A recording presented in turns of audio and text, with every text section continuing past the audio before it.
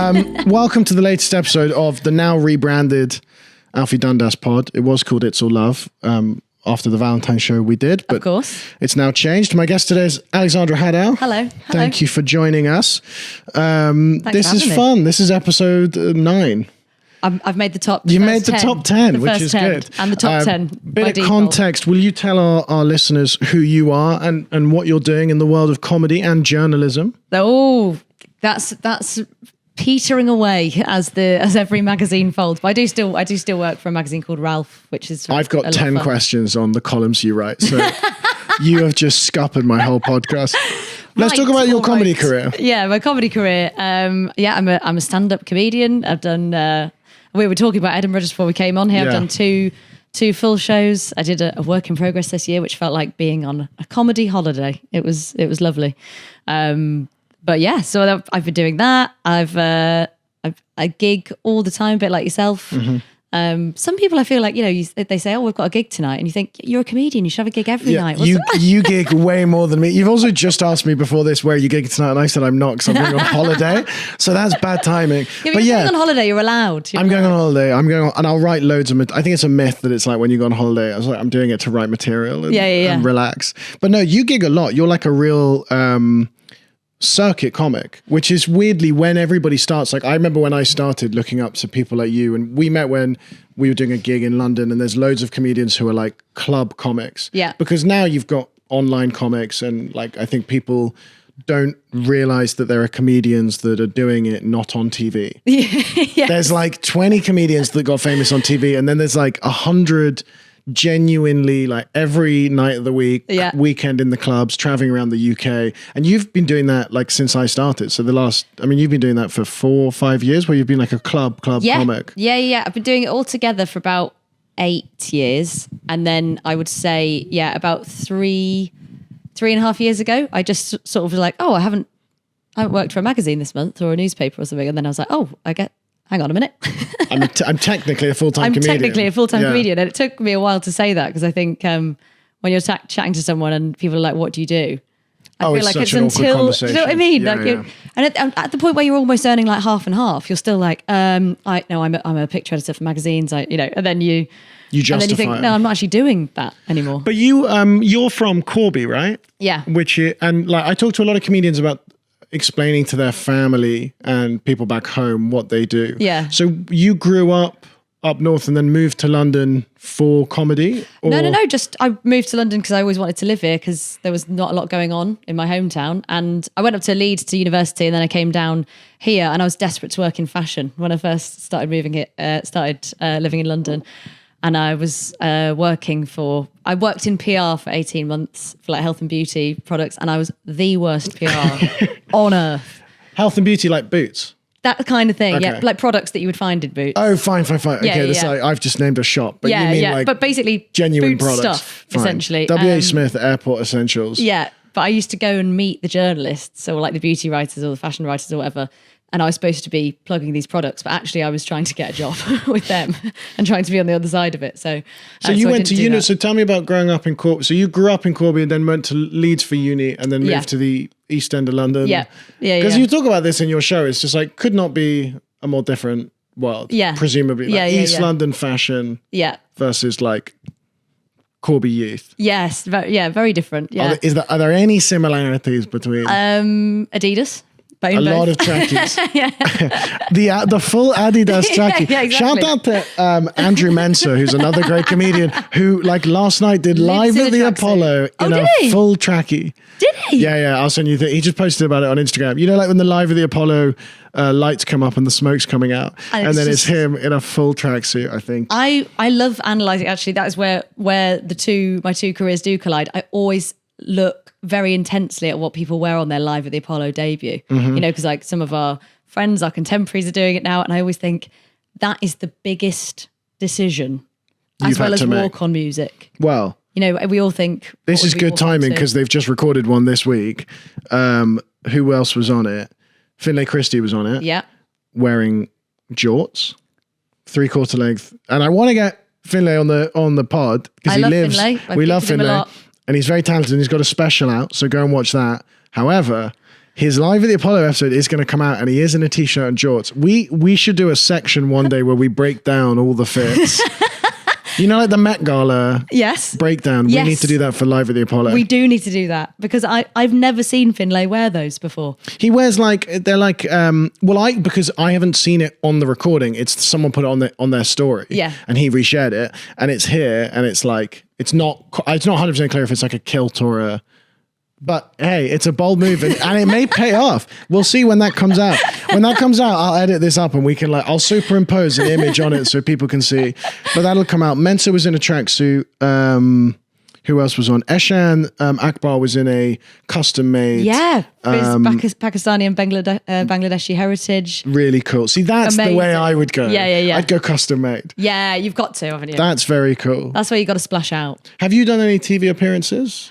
I did. No, yes, technically. I've done Comedy Central. Oh yeah, I've seen that. Yeah. Yeah, which was supposed to be online, but then they picked a few people to actually go on the on the TV compilation, I guess. And that was my first ever TV, I think, and it was nerve-wracking. I just don't think you're fully relaxed because you're just concentrating on the fact that it's going to be on TV. So I always think if I ever did Live at the Apollo, I almost feel like I'd say to them, can I just go on the stage earlier in the day and almost do like a sort of walk, a test run? Can I feel what it's like to be on the stage? Can you imagine the nerves? And not because it's not really any different from, if you do a support gig in a big theatre or something like that, but in your mind, the prestige associated with that and the kind of thing of, like you say, you meet people like people from back home, if I go home at Christmas or whatever, and they'll be like, you want to get on that Live at the Apollo, as if you... I haven't thought of that. Yeah. Yeah, but I think that's the same for any career. It's just like in comedy, people have less information. Like I work in tech and people will just be like, well, I think Netflix would be a really cool one. And why don't you just email the CEO? I just don't think it works like that. Sorry, yeah. Why don't I just text Steve Jobs? Well, people assume that from me because they assume it's a nepotism thing. And it is possible. But what are those TV gigs like in terms of, I think people don't really understand how they work in terms of like, you get to go earlier in the day and see where all the cameras are going to be. It's not as, that one wasn't as prepped as that. There was kind of a little, take you all down, then we're going to do you in this order, then this is going to come out. Try not to, go too far into the corners of the stage or whatever.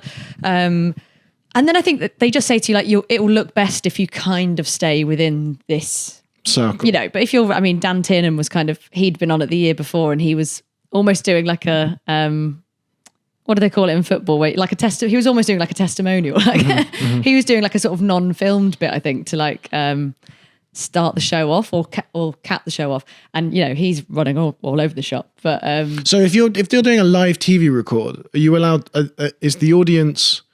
Because on a panel show, you have the audience are in there for hours and it gets edited down. Yeah. But if it's stand up like Live at the Apollo or like a Fallon set or like late night in the US, is it kind of, do they end up truncating your set or do they put the whole thing out and you have to stick to time quite accurately? You have to stick to time because it's not edited down really. It is in terms of, I think there was a 5-minute clip and a 7-minute clip that went out and I'm pretty sure I did 7 minutes. So that was almost like the unedited one. And then I think there was, they took 2 minutes out or a story out. One-liner, it must be so easy. But I always think for people that are telling stories and things like, and you talk about, topics and stories and things that have happened. I think it must be difficult for... Yeah, because if you take one key information out that the joke just doesn't, you can get really screwed in the edit, I can imagine. Badly. Yeah, 100%. That's fine. I've never done a TV gig, but they always look way more stressful. I don't know. I feel like in the UK, we don't have that same culture. In the US, you've got late shows. Well, not anymore as of this week. We've got absolutely no late shows left. I want to make it clear at this point of the podcast that we are very pro the US. We love Trump. And I love Trump. And you've always said it. I'm going to get like the Gold Palace background here. All of these jokes are... pro-Republican. Yep, approved. I just don't want to get shut down. He's been on an absolute tear this week. Like he got off the plane at Stansted and someone from the Australian Broadcasting Association was asking about Epstein or about the Kimmel thing or about the Charlie Kirk thing. And he was like, I'm talking like your prime minister's coming to the US next week. Your doing very bad things for the country of Australia. And I was just like, what that was? I saw the sort of clip when I was walking to my gig last night, and I saw him having a go at that guy, but I didn't know what the context was. I was just mental. It's here, guys. Fascism is here. It's mental. Like they were talking about, he did the interview with Keir Starmer about Mendelssohn, and Trump was just like, hey, I don't know anything about his connections to Epstein. Oh, and then Starmer's there just like freaking out. It's so good. Do you know what? I was about to say, don't take that out of context. One thing you have to say about Epstein is, okay, we're going to clip this up right here. The one thing about Epstein the one thing that I think he's done for society. This is Epstein. Yeah. Is that it seems to be the only thing in society at the moment, in governments, in global politics, that can still make people condemn leaders. And do you know what I mean? It seems to be the only thing that people actually care about, and people are still bothered about it. Whereas I feel like the insanity of politics in the last 10 years of getting more and more like, we'll just do what we want. Yeah. Oh, something that someone would have resigned over 10 years ago is now quite fun. It's just now he's a character. Exactly. Yeah. So it's the one thing that people seem to still be. Well, they projected it on the castle in Scotland. Yeah. So 4 people have been arrested. Yeah. For that. Yeah. But the people in the picture have not been arrested. Have not, crucially. That's when you've lost the plot. Yeah. But I agree. It's like it was the first thing that like even MAGA people were like, we don't actually like bothered this. about it. Yeah. Well, because they'd spent 4 years like criticizing Biden for not releasing the files. Yeah. I don't really understand the files. Everybody talks about the files all the time. Like I assume they're not paper files. It's so funny you say that. I think the exact same thing. And I think, imagine how many albums get leaked, right? Like Beyonce's new track gets leaked months ahead of time because inevitably someone leaks an album. Because there's so many people that have had access to it or, have been in proximity with it or whatever. Mix. That eventually someone's like, I'm going to make a few quid. There you go. How has nobody, like you say, how has nobody leaked the files? Well, also, they're not, it's the flight logs, which presumably are electronic. And presumably... So it's an online file we're now talking about. Somebody... In my mind, I'm thinking like old movie journalism, brown paper file. Yeah. But maybe it's a zip. Like, is it also, a couple of weeks ago, they did release part of the files. Some stuff. 30,000 pages of files. I'm like, if that's part of the files, what are we missing? And also, when you say it's missing, it's not missing. No, someone has it. It's somewhere. And they've either been bumped off or they're, I found my old university personal statement the other day. That's still on my iCloud drive. You've got that. The files are probably... That's been leaked. That's everywhere now. I read it. It was going around my group chat. Also, like, are they real files? Also, you know how online you can't say paedophile, so you say PDF. Oh, really? Did you not know that's what that was for? I know that there's so many words now when I'm watching clips where they get rid of it. They change it. Fug is really good. Yeah. Shiz. Segs. That's what I have. Yeah. It's the C word that you can't say. That's the only word I won't say on YouTube because it would genuinely... Oh, it will, even audio-wise, it'll... Yeah, I mean, if you say it, then I just have to edit it out, so don't say it. But you can just dip being it. Conservative. Yeah. Or conservation, yes, depending on which side you're on. But paedophile, which apparently you can say paedophile on YouTube, so it's fine. But everybody on clips goes PDF. Yeah, and there's loads of other examples. Maybe release the files is the motto, and they're like, let the files go free.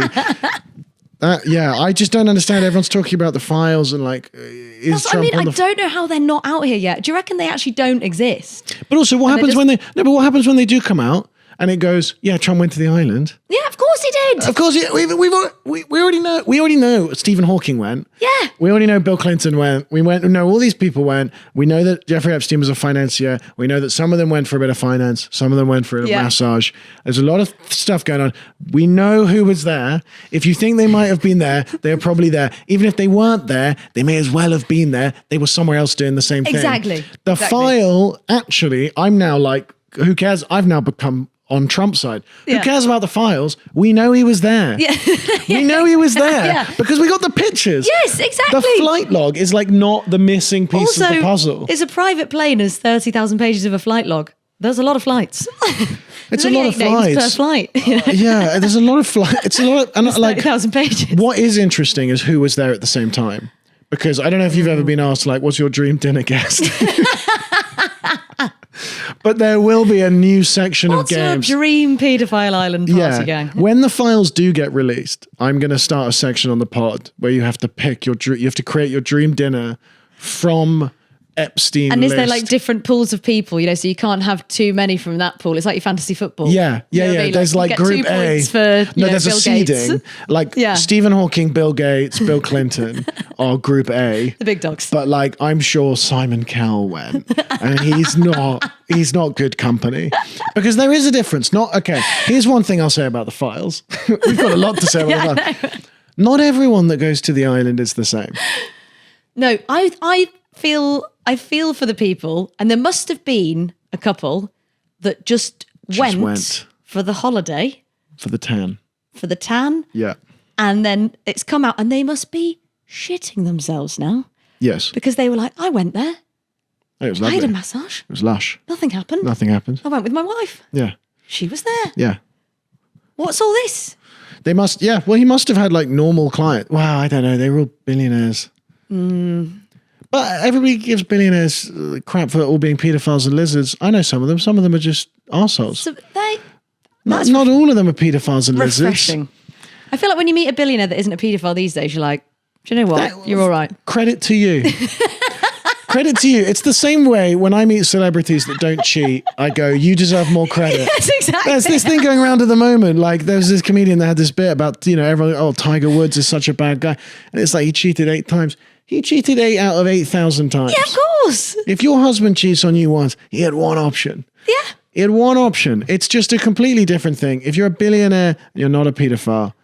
You know what? Chapeau.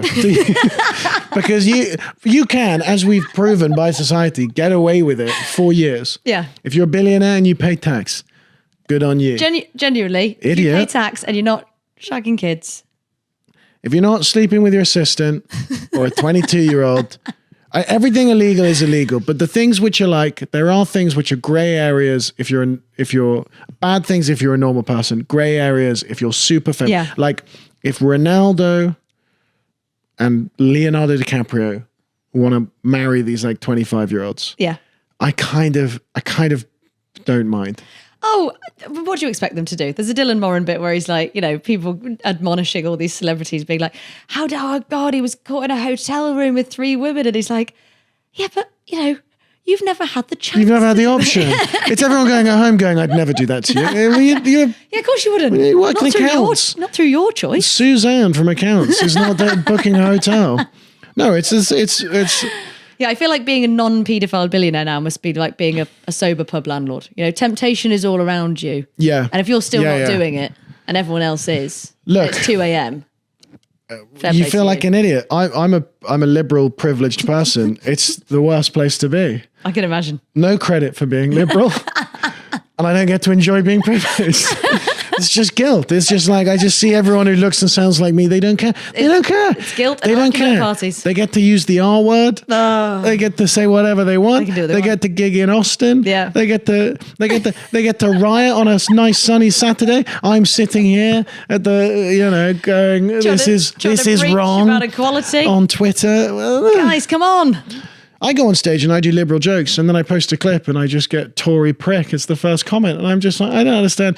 I had a clip the other day about Trump where the only 2 comments on the video were Tory prick and then left wing isn't funny. And I was like, you simply must pick a side, famously. I cannot get shit for both. Yeah. Or is that a compliment?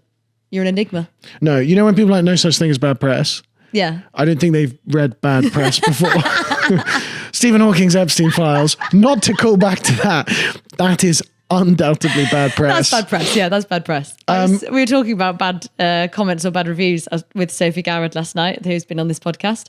And podcast number 1, Sophie Garrett. Was she number 1? She was number 1. Honoured to be number 9. Doesn't look so good. we were talking about, I said that, but mostly I've always had, when I've done Edinburgh, I've got good reviews, but twice. And I think genuinely, I think a horrific review is almost as good as like a 5-star glowing review, because the person obviously viscerally hates you so much that it becomes entertaining, because it becomes as unhinged as a review where it's like, this person can do no wrong, they're incredible, because that person obviously loves you. You struck a nerve. Yeah, exactly. And I had both years, I don't know if it was the same person, I had the most vitriolic, nasty comment on like the audience review part of the Edinburgh Fringe side. And this person said, I was getting treated for cancer earlier this year and my treatment was funnier than this show.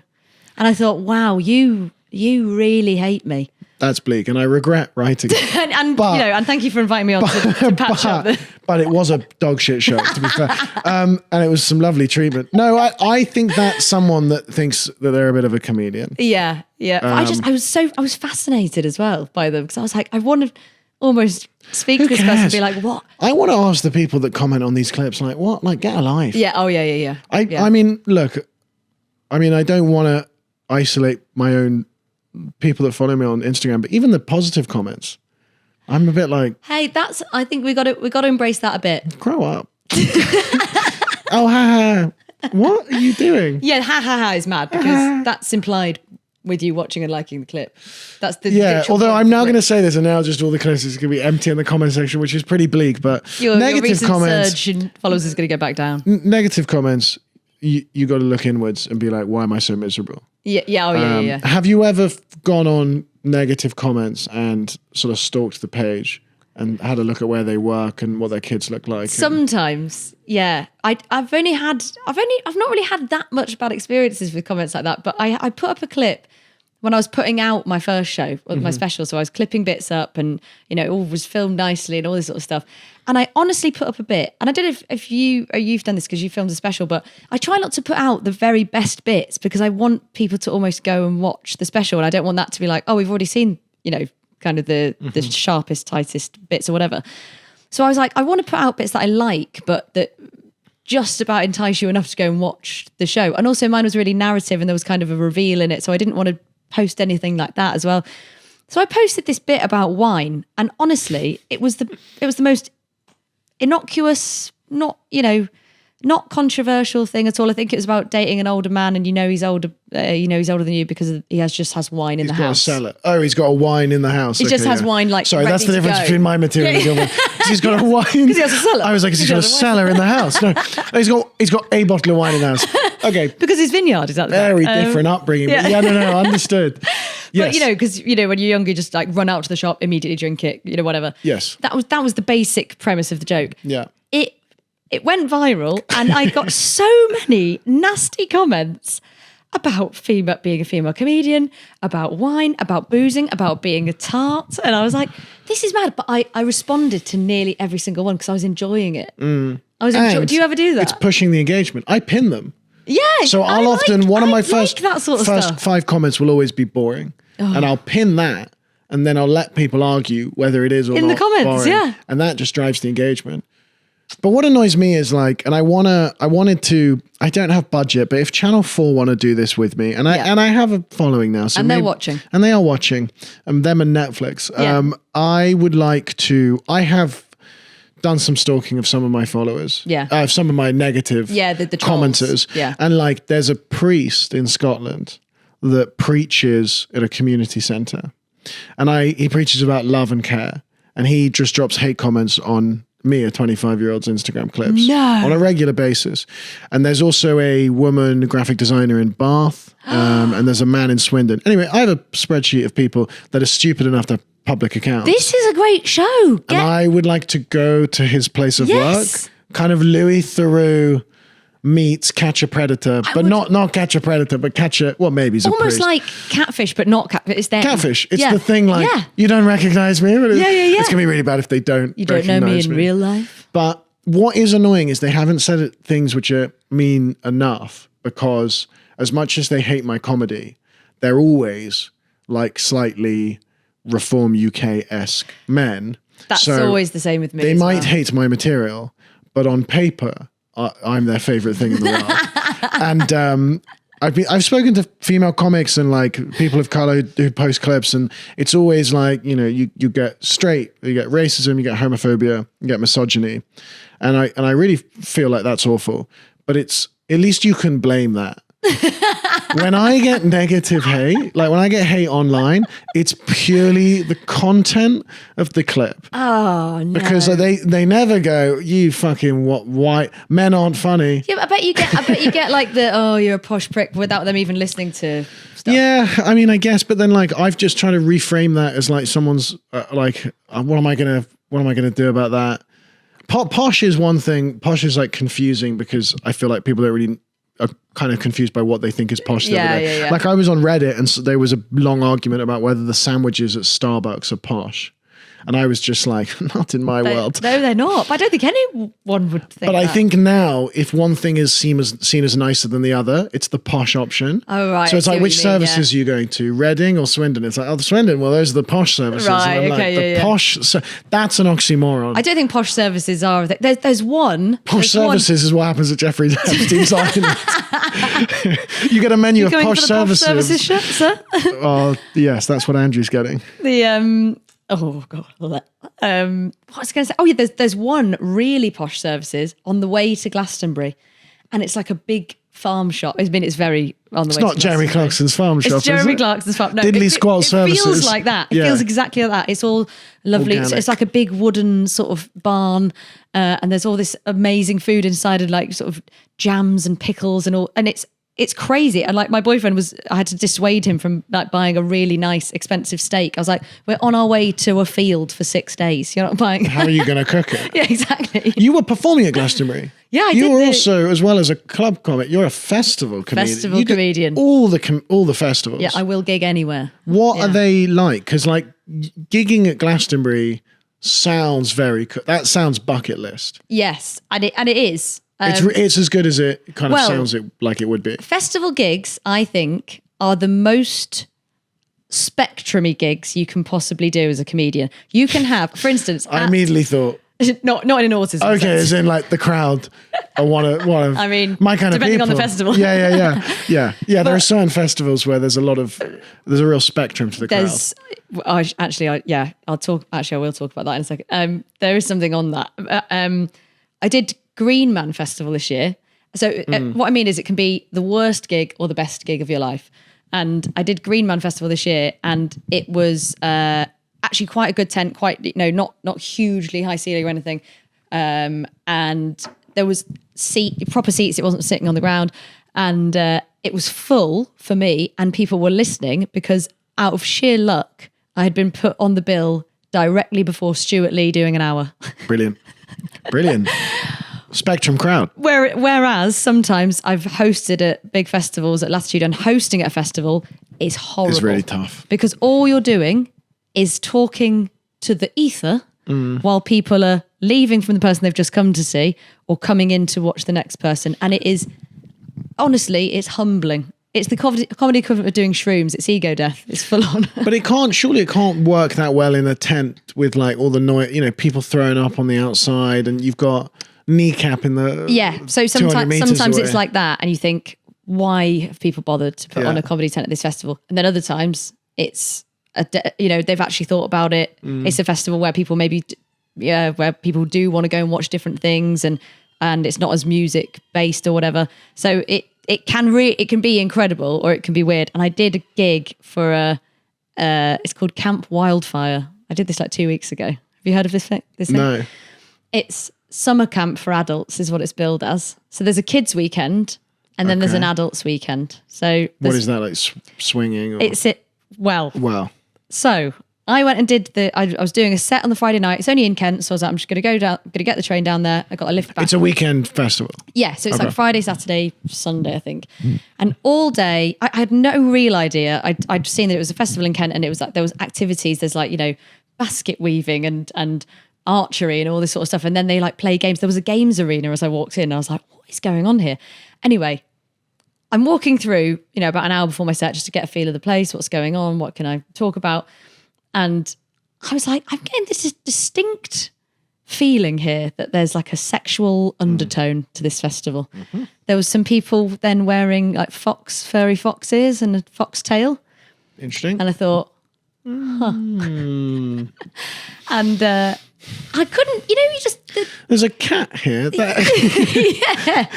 It's when you see one furry, you're like, well, that's just one furry. One furry. When you see three the third furry is the kicker. Yeah, ironically, because the second furry, you go, what are the odds? There's two furries here. The third furry is the realization inception moment. Yeah, the third furry, you're in trouble. You go, I'm the odd one out. Exactly. That's a problem. Yeah. So you're doing comedy in this tent, and then you realize that it's kind of... Yeah, and there was a few furries in there, and I thought, but there still wasn't any mention of this. But then I was like, oh, it's the adults' weekend. They can't speak. Yeah, exactly. They've got, a furball. Full mask on. Yeah. And they were really almost sort of like, they seemed like a camp full of, an audience full of people that were just like, oh, I'm mad me, that kind of vibe. Mm-hmm. And they were really rowdy when I was emceeing. and I was like, oh my God, these people aren't going to shut up when the act comes on. But they were also really law abiding. So when I said, look, you can talk to me, as you do as an MC, you're like, when the acts are on, don't be arseholes essentially. And then they just took that as like, oh, that's what we have to do. And I was like, oh, so they're all subs. You were being paid as like the fluffer of the evening. Sort of dominatrix, like the comedy we got dominatrix. this woman from that London down there. Yeah, exactly. And she's not going to dress as an animal. She's your owner. And she's going to tell you to sit in silence. Oh my God, I was their owner. You were the owner. Because they were so well behaved then when the comedians were on. My mind immediately went to like Pokemon rather than pet ownership. And that says more about you. It's like I'm more interested in Pokemon than pets, which is like, this is a spectrum. This is a spectrum podcast. That's my new term for anything. What's he like? Well, he's a spectrum comedian. He's a spectrum comedian. I'd love to get all the spectrum comedians together. I'm undiagnosed, but I do think I read Pierre Novelli's book on autism and I related to way too much of it. Really? I watched his whole show and then I bought his book and then I read the book and then I was like, fuck. You're like, oh. The whole book was about how people don't realize they're autistic, and I've just watched his show on my own twice and then bought his book and shook his hand. Become obsessed with it and now bought the book and then have to do everything. I bought the book for a friend and never gave it to them. Really? That's how much I enjoyed it. Yeah, he's really good. But sorry, going back to your furry. So yes. This wasn't part of your contract. What, in the small print that I didn't know anything. By the way, this festival had been gotten funding from Dragon's Den. Well, that checks out. It's an animal. Right. Very nice. I'm very quick with it. This is why they pay me the medium bucks. No one's actually ever paid me for anything. But if anybody wants to give me a brand sponsorship, I'll do almost anything on camera. Yeah. Dragon's Den. They'd gone to Dragon's Den to pitch the festival. Yeah, and it got the funding. And anyway, I thought there was like a slightly, and I texted my friend who's a sex person, and I was like, "Have you heard about this?" And he said, "No." I said, "I just got the vibe that there was something going on there." Anyway, also, by the way, in the audience, there was a man who was having his stag do with all of his mates at this festival, whose fiance had dumped him a month before, and they were still having the stag do. A lonely stag, another animal. And there was also, and his brother was Greek and was the youngest what do you mean? member Sorry, of... there's a stag do happening, but there's no wedding. Yeah. But they went, look, we got tickets to Camp Wildfire, and as much as you're heartbroken, those were £15 each. And we have, and he was Greek Cypriot, and they were like, we've booked the flights. We have booked a stripping cow. We have paid this woman quite a lot of money to take off just layers and layers of leather and reveal herself as a cow. We've all chipped in. And also, like, I've taken the day off work. So, like, I never understand those things because I see that all the time where, like, friends of friends, they go, well, I won't say who it is, but a friend. Yeah. Let's call them a friend. They went on a stag do for a wedding that's been called off because they'd all booked the flights. Right. I think it was France or whatever. It was it does make sense, but I just never heard of it before. But it is crazy that everybody gets together and they go, I know that this is like the worst moment of your life. Yeah. But Jet2 Holidays doesn't have a very good refund policy at the moment. I mean, you can't refund. It makes It's weird that there's not actually more of those. I mean, I guess weddings don't get called off a lot. That's the thing, isn't it? I would go on a honeymoon if I got jilted at the altar. Oh, 100%. I'd never get jilted at the altar. But if you she didn't turn up, I'd 100% be like, I need a holiday. Yeah, you'd take your mate. Yeah. You go on your own. No, you couldn't go on your own. I was going to go on my own. When you said mate, I'm just like, now that's depressing. No, I think day one you'd be like heart-shaped bed. You know, you'd be really sort of defiant, and you'd feel like you were in a black and white film of your own life. But then I think day 3 you'd be like, I want to go and get pissed with my mate and call them a bitch. Yeah, that's true. I think if you were on your own, you'd go down a dark path where you'd be like, I'm going to find a furry. I'm going to find some cocaine. Solo honeymoon to Camp Wildfire. Oh. So was the show good? I mean, how many people were in the room? Like, did they enjoy the comedy? That was an actually good festival gig, because it was quite an enclosed tent. People were in seats. They behaved when the comedians were on. I bet. And then I left, and I was like, what a slightly different crowd to a usual festival gig, a usual gig generally. And then about 2 weeks later, I was doing a gig with one of the guys that had been involved in booking it, and he said, "Oh yeah, we found out it's basically a swingers festival." It's a swingers. I was correct. Pet friendly. It's pet friendly swingers. But you said it's got kids during the day. No, so there's a family weekend. And then the next weekend, it's just adults. Yeah. Fine. So you go once with the kids, and then you go back on your own. It's like if you ever, which you will, if you ever get booked for an adults only cruise, take your girlfriend or batten down the hatches, lock yourself in your room. Why? Because it's a swingers cruise. Is it? Yes. All cruises. I mean, I don't think like an old person saga type cruise. Yeah, because I'm immediately thinking like grannies on a cruise. I mean, and I'm like, I'm sure there's still a bit of that. That's why they keep. I've always wanted. That's why people go on cruise. I've never understood the appeal of a cruise. Yeah. Oh, that makes so much more sense. They don't put that on the ad. Yeah, of course they don't. But they do hint at it though. They that's why the only hint is adults only. Yeah, well, but like that, there's no way of not making that sound seedy. Yeah. So you're saying, and I guess you're locked at sea, and it's all a bit confusing. Esther Manito won't mind me saying this, because she's got a bit about how she just thought she was doing a sort of, it was quite high end, like adults, and she's got kids, and she was like, oh, a few days, away, just chilling out, and she was like, it was insane, chaos. Yeah. And you've done a cruise? I haven't. I got somebody asked for my availability on one once, and I was like, whatever it is, I'll do it. Single. Yeah. No. We meant dates. Yeah, I'll go on loads. I'll go on whatever you want. Speed dates, slow dates, group dates, whatever. Yeah. No, but I haven't done one yet. No, well, they also pay very well. I would love to get on a cruise. Yeah. I just feel like if you're on your swingers cruise and you're there with your wife and your girlfriend and your late night friends. Yeah. And then suddenly I come on stage. And I just feel like it'll just be like, why are we paying this guy to get the vibe up? Sometimes when you've had a busy day shagging, you just want to go listen to some good jokes. Also, they can be like, oh, I really miss my kids. It's nice to see someone that reminds me of my son and or daughter. You're like, what a nice young man. What a nice young man. They can have a wholesome evening after. I have to open the show. I definitely can't close it and then be like, and now go, make merry. Be free and make love. Yeah. Yeah, there's so many weird comedy gigs. Festivals have always interested me. Cruises are cool. Corporates are awful. Have you done some corporates? I've done like a couple, and I kind of have started to turn them down because I've only done a couple. People come to solo shows, or they'll see me in a club and then they'll give me their business. It'll always be a bloke, and he'll always be 45, and he'll be like, will you come to the Ruggers Club? Yeah, it's called Julian. Do the end of year Ruggers. And I just think, again, you just saw me perform. Yeah. You don't want this. But they think they want it.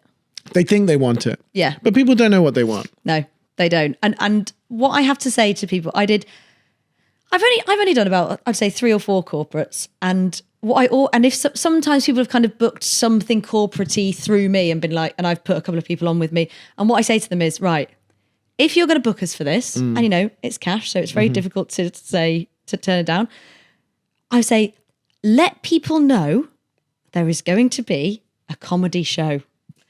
You will not believe the amount of corporates who haven't told the people at the corporate that there's going to be comedians. It's the worst thing. I did a corporate Christmas party where They didn't tell anyone there was going to be comedy. Of course not. And they put a microphone and a stage down one end with no seats. And then the other end of the room, they put an open bar. I cannot express how often this happens. So I was like, what do you think people are going to gravitate towards naturally? Yeah. On the last day of the year, they're just huddled. Like, I'm like, you need like, because comedy you can't do in the background. It's not like if I was a musician, I could just go on, sing my song, go home. And have a nice time. I can't tell my joke. People would joke. probably quite enjoy it. I can't tell my jokes to no one again. It's not going to. Or it's worse than an empty room. There's people there, but they're facing away. And they're standing and they're like, what? Why?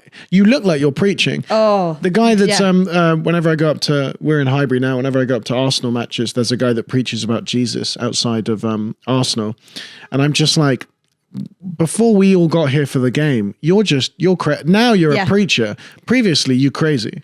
Yes. And we're comedians until you take away the crowd. And then we're like, we're a crazy person. We're crazy. We should be sectioned. In the corner of the room. I did a like an office party thing, and it was booked by a comedian's wife who knows that, these are the sort of conditions you need and all this sort of stuff. Lovely woman. And she had been told that the party was happening in this room of the venue, blah, blah, blah. She was like, brilliant. She was like, it's going to be early evening. I've told them it's all going to be comedy. It's going to be early evening before they've drunk too much. I was like, great. This is actually, this is decent.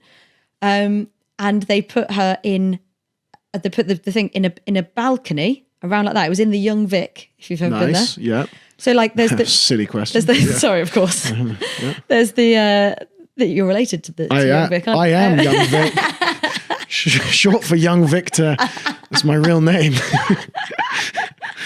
There was a bar down here, going into the theatre, and then just the high ceiling of the whole building, and then the balcony around the second floor, and I was, like you did like a rope, like a guest list. Yeah, VIP. VIP. I was VIP'd off like some kind of zoo animal. Mm-hmm.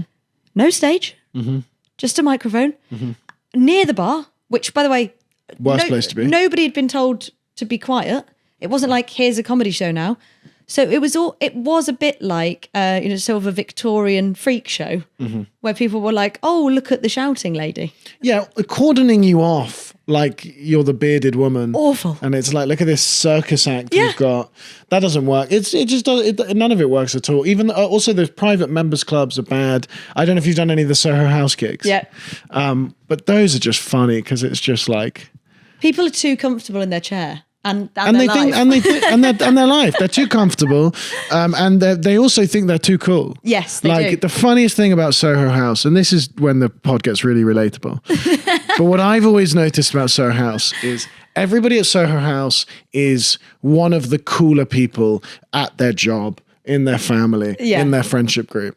And that's fine. They're the one that wears the Aime Leon Dior hat, and they've got the kind of vest. Yeah, and they're wearing the Aries beanie. They've got Marlboro Vogues, and to be fair, they're pretty cool when they're like the marketing hire in the Boring Company. Yeah. However, you put all of them in the UK in one building, which is Soho House Greek Street, on a Saturday night when it's packed, nobody can get a table, no one can get service, and they all feel indignant because they're all looking at each other going, I'm not the kind of person that usually queues, and now I'm being made to queue. And they're all looking at each other like why are you also here? Yeah. It's my favorite thing to watch. It's like the great equalizer. Yes, yeah. Because there will be the odd VIP who is above them. There'll be a celebrity, a London celeb. He's getting draped. An actor, Andrew Garfield's in the corner. I once accidentally kicked Tom Cruise in Soho House Greek Street. Well, because you couldn't see him. He was so small. Well, exactly, I tripped over him. You fucking give me that. Tom, sorry. And then you turn back, you saw who it is, and you fucking Scientology. Well, you magic your way out of that one, Tom. I drop kicked him out of Soho House. Yeah. Mission Impossible. Yeah. Escaping Alex Haddow's legs as you try and walk around Soho House. Sure, the irony was I was in there to look for him because we saw him go in. You were stalking him? Wait, well, me and my mates were having dinner, outside, on Greek Street. That was that side of it. And we saw him go in, and my mate was a member. She just went in. And we were like, look, this is so deeply uncool, but obviously we're going to have to we weren't going to approach him or anything. I accidentally kicked him, but, you know. Yeah, because approaching him would have been the real crime. Because that would have been rude, you know. And then we honestly, we walked in and we were sort of, you know, just doing this. And basically we're being a bit weird. And this guy came up to us, this waiter, and he was like, what are you doing? And we were like, look, we're not going to approach him, but we just saw Tom. Let's just level. I'm just going to level with you. We just saw Tom Cruise coming in here.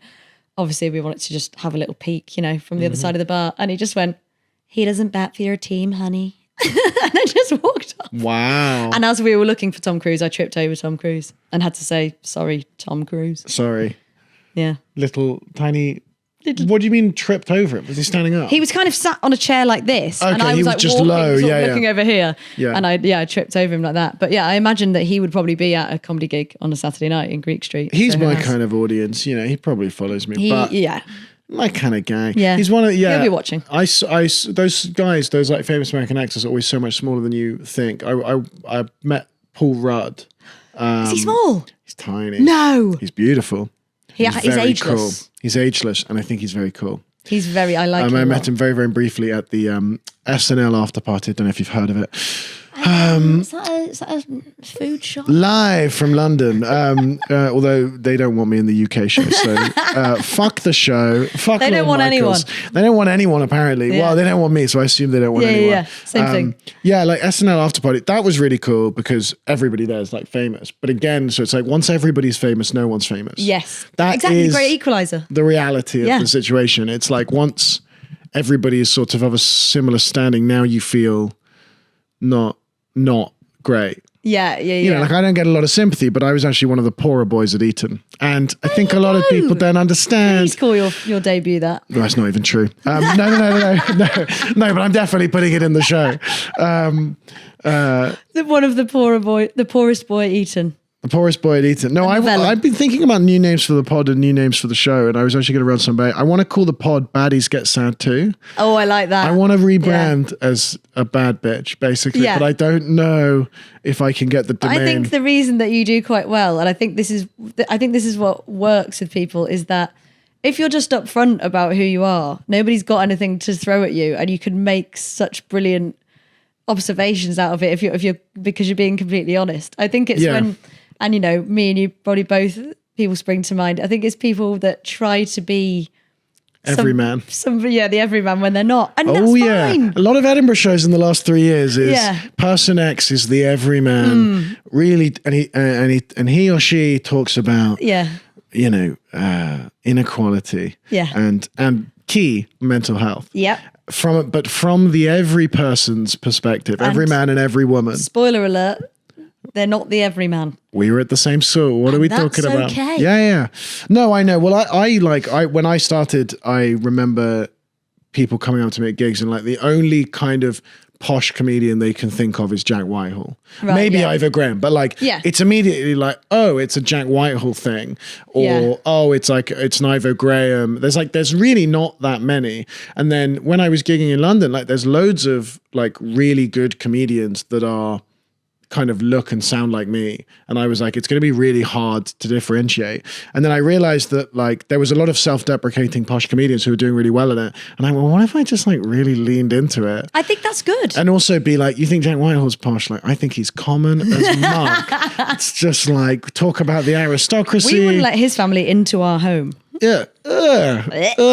He's only got one surname. It doesn't count. Disgusting. You've got a great joke on your special about like someone's girlfriend having a double-barreled name, going across and down like it was a crossword. Yeah, it was about my debut show was about having an affair. It's been out long enough now. Yeah, I'm sorry, I've waited 50 minutes, but I wanted to ask you about the debut show. Yeah.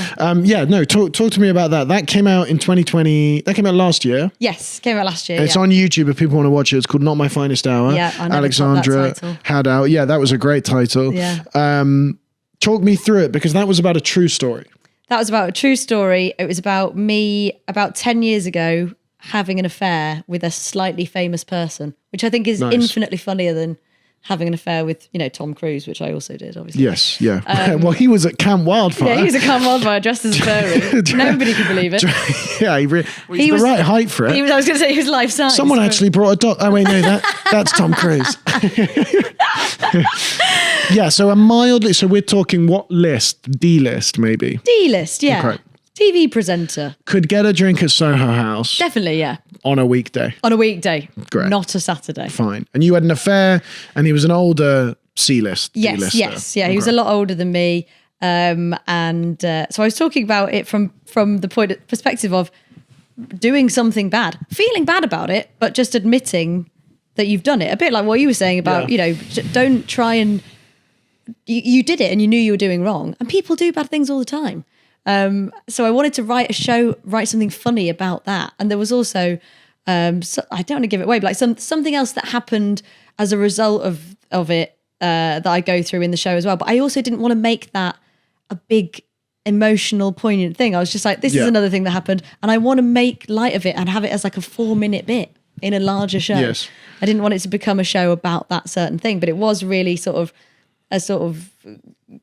like a story about a bit like where I'm from, moving to London and then having this affair that I thought was very glamorous and, that I thought was like part of what being in London and living in London was all about. And then I think you can only really do a show like that once you've had a lot of space between it happening. And if it had happened the year before, it doesn't feel. But you talk about like it being a show in which you kind of admit to doing something wrong. But I feel like when you actually watch the show, you don't feel like you're the villain because you're the young. Like, what do you classify as the mistake that you made? Do you just mean a mistake in the sense of I shouldn't have done it because people shouldn't do it, or do you mean,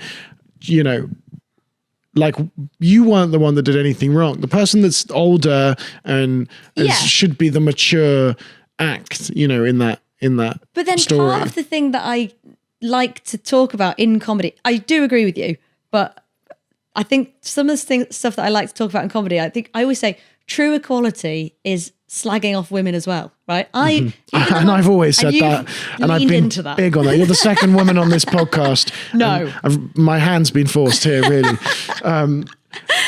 True equality is slagging off women. Do you know what I mean? It is because sure. I like you say, I was less in the wrong, but I still knew that I was doing something wrong, and I continued to do it. Was he was married? Yeah. Okay, so that's the wrong, because like having a relationship with someone 20 years older than you or whatever is not implicitly wrong. No. But you mean having an affair with a married man? Yeah. Fine. Yeah, and again, the married man is more in the wrong. 100%. But he's the married man. Yeah, absolutely. Clues in the name. But I think you still, like, that's why I called it Not My Finest Hour, because it was something that I was saying a lot in conversation all the time. I was kind of, because it wasn't like I was proud of it, but I was still doing it. And it's such a British expression, and I feel like we have a real culture. I mean, I'm sure everybody does it and they have different terms for it, but it's like when you're doing something you shouldn't be doing in the moment, but it's not quite bad enough for you to stop just yet. Yeah, exactly that. And eventually the scales do tip and you're like, oh God. And you go, what am I like? What am I? I'm a silly sausage. There's a line. Yeah. There's the what am I likes over here. And there's I shouldn't have gone on the plane over here. And there's a lot of grey area of like British expressions. Yeah, what do you think the sort of Epstein Island tipping point for the do you think Bill Clinton saw the thing when he was on the list? He go, what am I like? Oh, God. Not my finest hour. Yeah, exactly, yeah. As if it lasted an hour. Yeah. And now that show's come out and like more time but like what was the response to that show? Did the people around you know about it before, or was it like, did it feel like a revelation? Has the person reached out? The person came to watch it. Oh my God, that's so good. At the Fringe. He found time in his busy schedule. With a new partner. And not his wife. No, so they split up when it was going on. Sure. I guess. Okay. Not for me, but just I mean because of. No. I demanded. No. A new girlfriend. Yeah. Okay. And he messaged me because it's not like we're in contact, but we're not in. We're not, that kind of thing. And it, I had, like I say, it'd been a decade or whatever. And he said he was coming, and I was like, oh God. I sort of said to him, like, part of the show is about you. Which part? 55 minutes. I've got 5 minutes on Corby at the beginning, and you're only mentioned once. Yeah. And so I gave him a sort of heads up. I didn't want to, I gave him a heads up, but he came along anyway, and he actually put a story up as well and said, like, go and watch the show. Then he left a review. He left a review calling me, not as funny as cancer treatment, probably. Did the partner come? Yeah, but not the. It was a new partner. Yeah, the current partner. Yeah, she was there. The partner at the time. Yeah, but I did disguise his identity in the show. Yes. Yeah. So I think it was because all I could think about throughout the whole show was, does she know I'm talking about him right now? Mm-hmm, mm-hmm. Because I said, because if not, why is she crying? Yeah. Do you know? That's a massive coincidence. Otherwise, I had, talking about the response to the show, I had one show where, and in Bunker 2 in the Pleasance, there was and you said you come to watch it. I came to it, not the whip, but the full show. Oh, right. Yes. Yeah. There was a bit when I was doing it in Edinburgh, there was a part of the room where the light kept shining on there was the smallest cluster of chairs. Mm-hmm. And I always felt bad for those people because it almost felt like they were on stage. Mm-hmm. And you know what the psychology of a room is like. So they were never the laughiest group because they felt a bit... They were seen. And if there was any latecomers, they were popped in there. So it was often, there was a couple of spare chairs or whatever. And there was this one girl that when I was doing this whole show about having an affair and all this sort of stuff, and she was in this spotlight so I could really see her, and she looked fuming throughout the whole show. And I thought, this is somebody that's been cheated on, so their husbands haven't had an affair or something. And I thought, fair enough. This must be awful. Maybe she didn't know what the show was about, all this sort of stuff. She obviously hates me. And I went out and whatever and came, got my bag and everything, walked to outside the venue about 5 minutes later, and she sort of rushed up to me. And I was like, readying myself for the, well, of course I don't condone it, all this sort of stuff. And she had been having and was still having an affair with her boss for the last 6 years.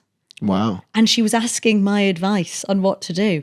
And I was like, I don't know if you just watched the show, but I'm not the person to ask. But also, 6 years, and this is the first time you've considered... the situation. Yeah. Like a lot of people come to Edinburgh shows and they go like, I really resonated with this, but which I completely get. And I've been that audience member. I get it. But if you're having an affair for 6 years with your boss and it takes an Edinburgh Fringe show for you to go, hold on a second. Wait a minute. Isn't everyone doing this kind of thing? It's a lot of pressure on you as well. She was just like, finally a relatable show. What was your advice? I said, well, the thing is... Get to 10 years, get a promotion. Yeah, exactly. Yeah, get tenure. And no, she was kind of saying it like, oh, I should end it, shouldn't I? No. And I said, well, do what you want. If that's what you want to do, I said, I'm not here to tell anyone, what to do. And she said, okay. And she's come back to both shows I've done since in Edinburgh, and she's still with him. Interesting. So she clearly doesn't think she has enough material to get a show out of it yet. Yeah. So she's really hanging on to it. She's my apprentice. And she was the one lit up. Yeah, those are the worst. But it was just weird because I don't know if you've ever had this where I genuinely thought she was hating the show. Oh no, and she was actually loving it. And she's come, she's like bought tickets to loads of stuff. I've done sometimes since. People are just the most quiet because they're paying attention.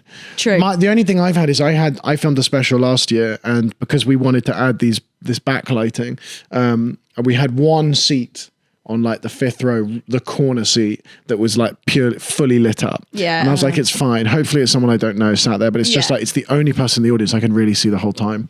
And I just don't know how this happened. It was a 90-seat room. I just don't know how this happened. But the girl that I'd just been on 3 dates with, 4 or 5 dates with, was put in that seat.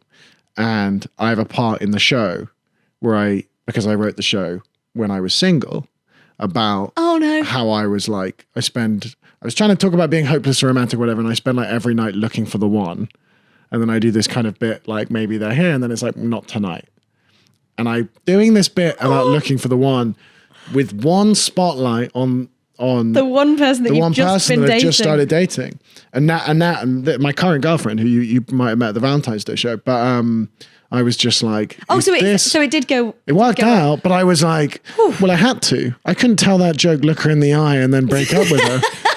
It's been a year now, purely because of that one situation. I honestly think of the Venn diagram, of all the sort of factors that can come together, 3 dates and a joke like that is hard because you obviously liked her. Yeah. Well, I knew. And well, the thing is, one date where you don't really know each other that well yet or whatever, but it's like it's basically starting to become. It was horrific. Well, it wasn't horrific. It was absolutely fine. And like I don't really talk about it on the pod and stuff, but it was just like it was the time. When you like realize you're starting to like someone. But because I was filming a special and I was whipping it around in like Bristol and other places, so I was like, hey, can we just like give me like 2 weeks and then we can get into a full-blown relationship or whatever, and then had to deliver the material. And it was the first like one of the first times she saw me gig and like all of these other things, and I was like, if it hadn't worked out, I will still always have that part of the show that I'd have to have. But no, those are the worsties to have. I have people like in the front row who just sit there sometimes completely dead quiet, and then they're always the ones that come up to you at the end and tell you how much they liked it.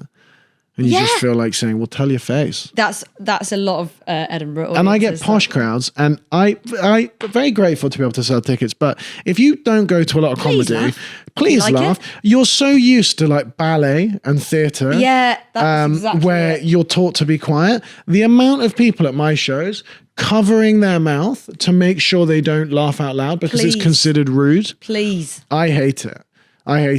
If you're posh, don't come to my show.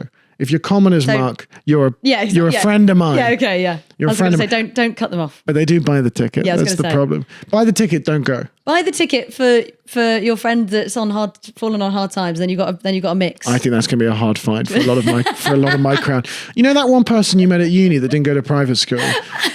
Kooky Lucy. Drop them a text. Kooky Lucy, because she went to state school for a time.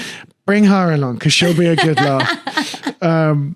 You talk about class a lot in your show, and we're slightly wrong. We've got about 10 minutes left, but I would be interested to get your thoughts on everything that's going on at the moment, because we've literally just had fucking huge riots. I know that it's not quite class related, but it is all getting quite confusing and quite messy. Yeah, it's getting really messy, I think. And one of the things that I really hate we're filming this within 7 days of the Unite the Kingdom march. We're at the Unite the Kingdom march last Saturday. This will go out tomorrow, so it'll be a week today, basically. So I think there's, like everything, there's a real sort of polarization with it, because one thing I've never done or lent into or whatever is when all this sort of kicks off, I really hate the people that I agree with and look up to and think they're really, insightful and they're trying to do good things. I really hate when they start making jokes about the people rioting that are, fucking awful, like having no teeth and like all that sort of stuff. Because I think you're making it about class when actually these people they're feeling disenfranchised. By the way, in no way am I sticking up for like racists. No, well, you've stuck up for Epstein, so it does make sense that you're now. He's doing good for society because people. The one thing about Tommy Robinson is Alex Haddow clip. Yeah, exactly. But really, it's you're playing them at their own game, which is middle class people leading these people and making them think that they are on their side. Yes. And actually they're doing it for personal... It's Elon Musk live streaming in... the world's richest man. To tell a bunch of people that are like, falling on hard times, but are relatively privileged by global standards. That the poorest people that have absolutely nothing are the problem, whilst he is earning a billion that hour, a couple bill that hour. Yeah, it's a real... shit show. One of the things I really enjoyed about it is The Guardian, which I read, just to get both perspectives. I read The Guardian and then I read 6 episodes of the Times and the Telegraph. Okay, No, but The Guardian were covering the riots, and every single time they said Tommy Robinson, they had comma, real name, Stephen Lennon. Yaxley this is Lennon. What I mean. It's now that is really funny because he's got a double-barreled posh name. Yeah. Brilliant. And The Guardian, the left of the leaning papers, is dead naming Like they are refusing to let Tommy Robinson identify as Tommy Robinson. Identify as working class. They won't let him. They won't let him get away with it, even though they're meant to be the ones that allow him to identify however. Yeah. First of all, I like the idea that Tommy Robinson is identifying as something that he's not. Yeah. That's great. Incredible. I'd like to see him defend that. Yeah. Second of all, I like that The Guardian will always respect people's choice of pronouns and names until it comes to Thomas Robinson. Yeah. I think they should start calling him Thomas Robinson. That's even funnier, actually. Tomo Robbo is like, Tommy Robinson is like the nickname of a posh kid. Yeah. Thomas Robinson III. Yeah. I know many Thomas Robinsons. They're on next week's pod. They're on next week's pods, yeah, when we can get back to the men. It is bad. I've actually now got 3 men lined up, I've just realised, which is a good... 3 to 1. 3 to 1. You know, 3 to 1. Yeah. Well, I'm trying to represent the comedy industry. Yeah, of course. Yeah, you need to make it... I need to make it accurate. Yeah, that's fine. And I will slag all of them off equally. But yeah, no, I really wonder... Also, the numbers, I don't know what number you think was actually turning up last Saturday. Oh yeah, people have said that the numbers have been exaggerated, and I feel like the phrase 100,000 keeps getting bandied around. Yeah. But I don't really. 100,000 is getting bandied around by the police and by the ONS and by even Grok and AI. Yeah. 3 million is getting bandied around by Tommy Robinson. I feel like if it was 3 million, I mean, I think the biggest Palestine march wasn't even 1 million. No. I feel like it's 3 been million would not fit in that. No. Tommy Robinson posted a picture, like an aerial helicopter shot of it, and was like, and they try and tell us it's 100,000. I was like, yeah, that's exactly what 100,000 looks like. Go to Wembley. Yeah, I saw the picture and I went, oh look, it's 100,000 people. Yeah. And then the comments like, as if this is 100,000. There it is, yeah. It's like 100,000 people exit Wembley Stadium and then get on tubes. I'll tell you what, if you're one of the people that were commenting on the aerial shots of the riots and going, that's way more than 100,000, who the fuck do you think you are? Because I've seen you all try and guess how many marbles are in the jar.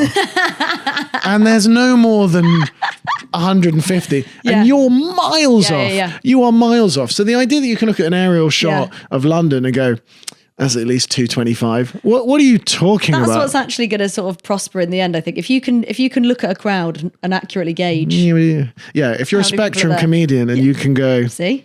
This is where you guys come in handy. You play Where's Wally? I can find Wally. He's at the front of the march with a microphone. Maybe they all count as 2 people, though, because they've all got 2 names. Maybe they're all called... Yeah, because they're all poshers. Rufus Smythe, and then they're Rufus Smythe is a lovely bloke. Sorry. That's I'm really sorry. He's a really good rugby player as well. Don't drink that drink. I've seen what Rufus does to drinks. It's not good. No, I hope it. I really hope it settles down, because people are arguing about things which are irrelevant at this point. Like nobody's talking about any kind of economic policy or. It's absolutely crazy. And then also, and I don't even want to mention this because I'm such a lefty socialist wanker. And then yesterday with the new party, your party, did you hear about all this? I was at a party last night, but I assume that's not what you mean. No, not your party. Okay, because we were thinking about setting something up and going in. I've got a higher chance of being a PM than a comedian. Let's get that very clear. If you got in, I'd feel a lot better about things. I could sneak into the Conservatives. They'd have me. Come on. What, the Conservatives setting up a new party? No, Zara Sultana and Jeremy Corbyn was and a few other MPs were setting up a new properly left-wing party because Labour's gone schizophrenic. And then yesterday, there was all this. I can't even go into it now, but basically they set up the thing to actually properly join and pay like a joining fee. And then it turns out that she'd sort of gone behind the backs of the other ones because she'd felt shut out by them. So she'd sort of done it ahead of time. And then you're like, you're on the left and you think, this is why we can't win anything, because we're always bloody squabbling in between us. Just get it right. And then, do you know what I mean? So there's a level of incompetence there. Yeah. No, I think the only answer is to join Reform. Yeah. The only ones. What I've enjoyed is on Twitter, everyone just going, but they just speak the truth. And I go, what are you talking about? It's the weirdest thing, isn't it? I don't know. Like, I feel sort of like a social scientist the last couple of years, because I just think they're not actually saying that much at all. No, but that's why they're doing so well. Yeah, I think Labour's stupid for saying things. Yeah. You don't run a country by saying things. Not things that are relevant. Yeah. You got to go the Boris Johnson thing and just talk about tea in your hair. Trump has never said anything about anything that's ever actually happened ever. Nothing. It's always about a whole, like now he's in England and he's in Scotland and he's talking about Kimmel. And also, did you see the thing he was asked about the Charlie Kirk shooting? And he just started talking about the fact that they're doing up the ballroom in the White House. Yeah. What? What? Why? Why? And I guess if you're the reporter, you're just like, oh, okay. Okay. Trump said about Kirk, the ballroom will be a beautiful space. Oh, it's an interesting. That is honestly. That's as much as I want as I watch one about here. Nearly word for word. It's. But there was a great clip of a guy going around in a Union Jack suit. I don't know if you saw that. No. Interviewing reform voters. Oh, yes. Yeah. He didn't say he was one. No. But because he was dressed in that, they assumed it. And he said, obviously we're agreed on the small boats and all that sort of stuff. And then he said, but what other policies of ours do you like? And they couldn't say it. And he said, what about this policy that blah, blah, blah. And it was always a bad policy. And they were like, oh, no, that's awful. And he was like, well, that's a reform policy. And that's the thing. And I said that in my second show, which is called Third Party, which was about sort of like sex and politics. And I said, it would be so easy to trip up any reform MP just by interviewing them about nothing to do with immigration. Yeah. Okay, so what do you feel about, free school meals? How do you feel about, potholes? Pick the most mundane thing you can think of. They won't have a clue. Yeah. Because they don't, and it's like, this is an open goal. But it doesn't matter. It's like when people going around interviewing MAGA and they go, well, if Trump is on the Epstein list, do you think he should do this? Or if he is convicted, do you think, and they go, no. Yeah, they do. So that's what I'm saying. There's nothing you release the list. No one gives a fuck. Exactly. That's what this pod has all been about. They I don't think they care. If they don't care that he did it, they don't care that he's on the list. True. The list is just proof that he did it. Yeah. I don't care that the name is written on the flight log. I care that he's on the flight doing the thing. Yeah. But I don't know. We're so far from that now that I feel like people just completely given it up. Yeah. Where's Joe Biden when you need him? I don't know. Is he still alive? I don't know. I'm confused. Well, look, this is the last ever episode. Considering how much we've spoken about Trump and Epstein. Alfie is taken off air. This is my final episode. Yeah, it's been an honor to share it with you. But I will be doing 5 minutes on Kimmel next week. I was that close to being on Kimmel. There's an opening. You're working out a new show. Does that mean you're going on tour? I'm not going on tour yet. I will be, but I'm doing some work in progress shows. So just follow me on Instagram. You can find them on there. I'm doing some. Actually, it's the really fun part where you're really trying stuff out. I think it's going to be about rage and staying calm. That's good. Yeah. That's good. So come to a win. Rage and staying calm. Trying to stay calm. Two completely different. Oh, okay. Understood. Trying to stay calm. Meditation because and rage. of rage. Have you got a title? Can we get an exclusive? What are we thinking? I wanted to call it Keep Napalm and Carry On. That is an exclusive. That's really nice. Yeah. I don't know if that works, but I like it. And if you don't like comedy, then come to my indie trying to find more puns on that. Yeah, well, keep napalm and carry on. Yeah, I don't know. I'm out of puns today, but keep napalm and carry on. Yeah, I've got nothing on that. It might not be that, but hey, if you're listening to this, you're the only people that know that might be. Yes, and sorry, I was zoned out. You do a club night once a month ish. It's just every few months. Pop-ups. Yeah, it's pop-ups. Yeah, we're on next December the 5th. We got a big Christmas live bands. It's going to be great. It's called Indie Amnesty. So if you London, in the Victoria and Dalston, come down in East London. It's going to be great. Honestly, in East London, it's the best night of your life. You know why it's a good night? People snog. And also, you lot that listen to this, you fucking poshos with no life, get yourself to East London.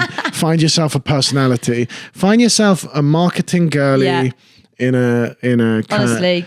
Get down, you'll have the time of your life. Get down, piercings, tattoo, the lot. You'll meet all kinds of people. Live a little, come on. You'll have a great time, and the pints will be so much cheaper. They than really they are will. In Mayfair. They honestly will. You can get an Uber there. Don't worry about it. There'll be in a plastic glass and there'll be horrible. We're not going to put you on the overground. Don't worry, buddy. Dalston where is that? They may as well go back to the country. Go and follow Alex on Instagram and go to her new show when that eventually goes on tour. Go watch Not My Finest Hour, which is on YouTube. Third Party is not on YouTube Third Party's yet. not. I probably should record that. So yes, stay tuned. Third Party will be filmed, and so you can go to the live recording and then watch it again on YouTube. I am filming my Edinburgh show from this year at Top Secret Comedy Club in London on the 26th. I'm going to Bristol on the 22nd. Stunning. I'm going to Salisbury on the 23rd. And I'm trying to go somewhere in Manchester. I'm going to ask you after this where I could go and do a little gig in Manchester because I have some followers there. Yeah. Otherwise, follow me, subscribe to the pod. And if this is the last episode, because I am funded by Paramount, so I've got to be really careful here. Then thank you very much for listening, and thank you to Alex for joining me. Thanks for having me.